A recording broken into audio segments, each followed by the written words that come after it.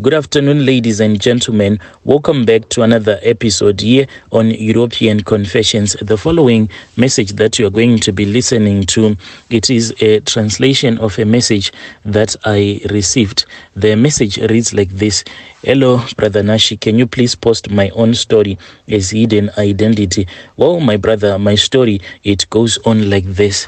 There was a time in my life when I used to love my husband a lot. I really loved my husband, but with time, he was just dating a lot of women and he broke my heart. But then my husband, he transformed himself and he changed his way, and he said that now he wanted to live for his family, and he started respecting and loving me again after dumping most of his girlfriends. I can say all of his girlfriends. We were in love again. It then happened that one day after I had a discussion with some of the ladies who were my friends, I spoke with them about this issue. We then decided that the best thing that you can do as a woman to protect your husband is to put that thing that they call the African central locking system on our husbands. So when I returned back home later on in the evening, I spoke with my husband about this issue. I then said that out there, the world is really dangerous. It is a wise decision that as partners, we were supposed to go and visit a prophet or a traditional healer so that our hearts can be tied together. Well, my husband said that the way that I was speaking with him, I was making him to feel very guilty, considering the fact that he had once cheated on me, so he was feeling really guilty. I then said that, please, can you do this thing for me? And I took advantage of that guilty feeling since he had once cheated on me.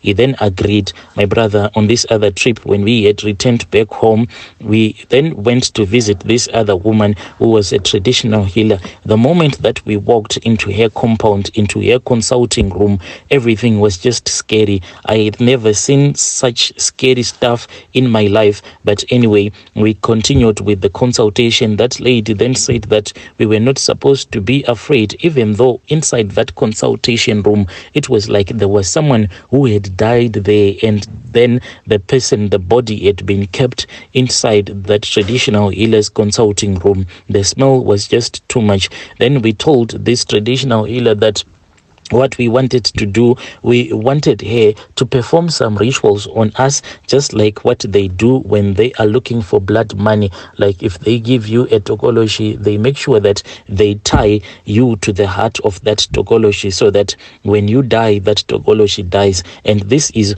what we wanted. Me and my husband, we wanted our hearts to be joined together so that we can become one spirit. That lady then said that it was an easy ritual for her to perform for us, but we needed to know that there were a lot of consequences. There was no more turning back.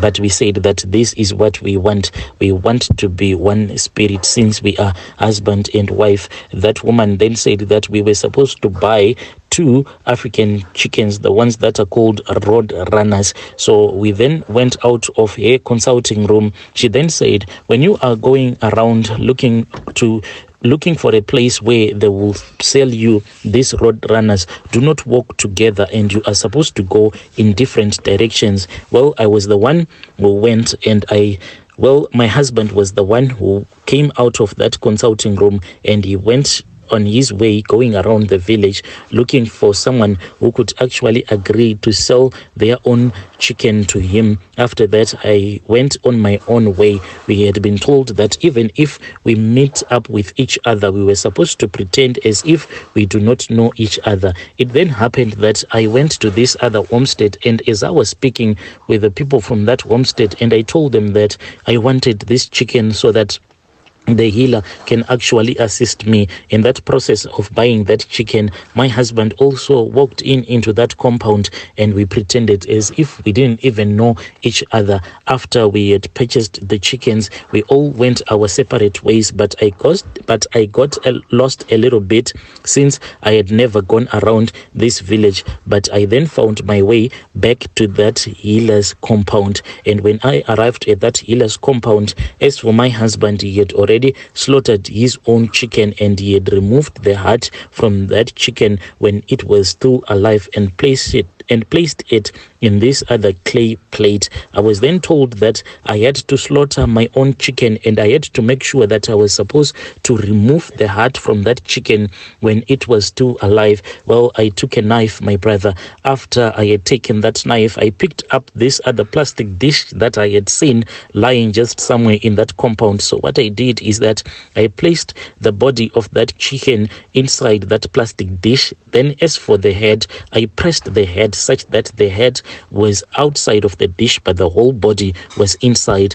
This thing that I did, it was just heartless. I grabbed that chicken when it was trying to make some noise. I grabbed it, closed its mouth, then I just slaughtered it without even thinking twice. After that, my brother, I then opened up that small plastic dish when that chicken was still struggling, still holding on to its life, and I just started stabbing it as I was breaking the bones.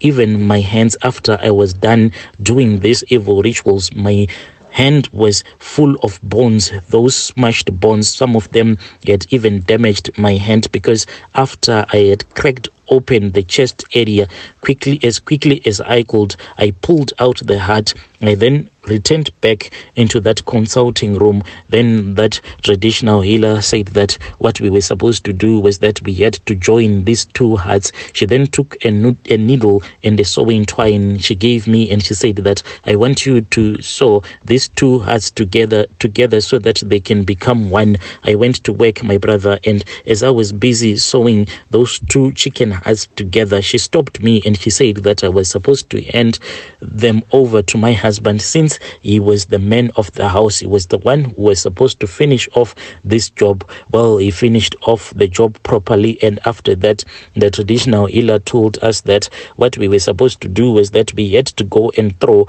these chicken hearts that we had sewed together in an area where there was a river or where there was just stagnant water. So we spoke with some of that traditional healers' grandkids that were hanging around the compound, and for a price they said that they were willing to show us this other place where there was a huge dam in that village. We went there, my brother, and like we had been told, as we were holding hands, that was when we threw those two chickens that were sewed together into that dam, and we returned back home. After that, we returned back to work.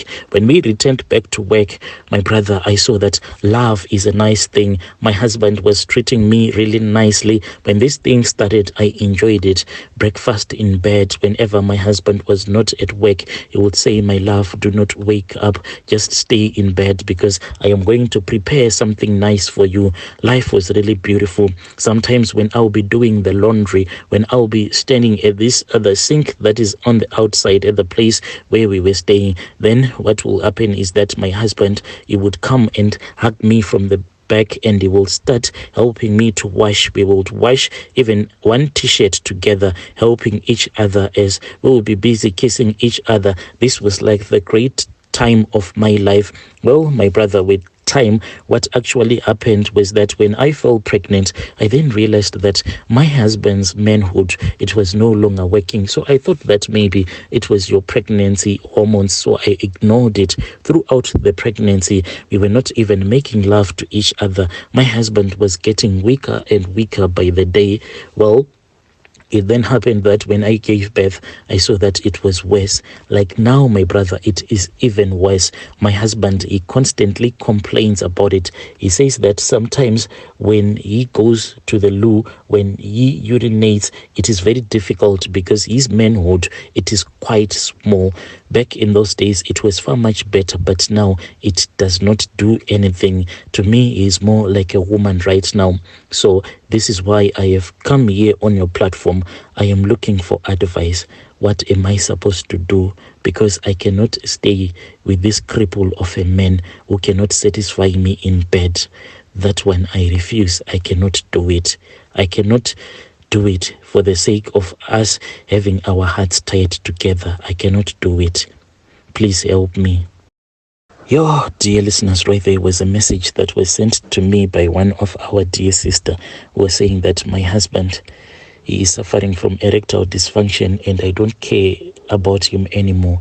But the danger is that this man, he is connected to you, my sister, with these charms that you did. So if you dump him just like that, that is where there is a very big and that is a very dangerous. Dear listeners, right there was a message that was sent to me by one of our dear sister, who is saying that as for my husband, I do not love him anymore because he is suffering from erectile dysfunction. But the danger is this man, my sister, is being controlled by these charms that you went and took. These charms will forever control him until you release him from those charms. That is when we end up with situations whereby couples will end up murdering each other because they will be controlled by these spirits. Even if they are involved in toxic relationships, they'll keep on staying together because of the spirits that will be behind their relationship.